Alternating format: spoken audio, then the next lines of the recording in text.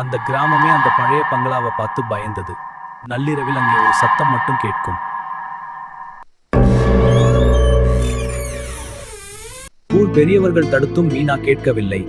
அந்த அழுகுரல் எங்கிருந்து வருகிறது என்று அவளுக்கு தெரிந்தாக வேண்டும்.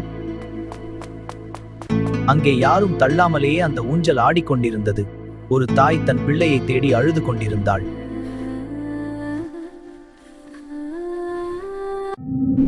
அந்த ஆவி மீனாவை பார்த்து பயமுறுத்தவில்லை, மாறாக ஒரு பழைய சுவரை நோக்கி கை காட்டுகிறது. மீனா அந்த சுவரை தட்டி பார்க்கும்போது அது ரகசிய அறை என்பது தெரிய வருகிறது. அந்த அறைக்குள் ஒரு பழைய பெட்டி, அதில் சில தங்க நகைகள் மற்றும் ஒரு பழைய கடிதம் இருக்கிறது.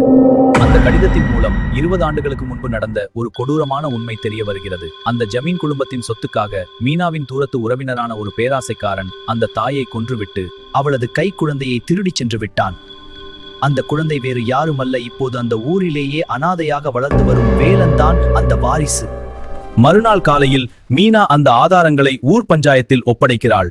இதோ உண்மை குற்றவாளி பிடிபடுகிறான். வேலன் தான் அந்த ஜமீன் வாரிசு என்பது ஊருக்கு தெரிகிறது. உண்மை வென்றது. அந்த தாயின் ஆத்மா சாந்தி அடைந்தது. அந்த ஊஞ்சல் ஆடுவது என்றென்றைக்கும் நின்றது.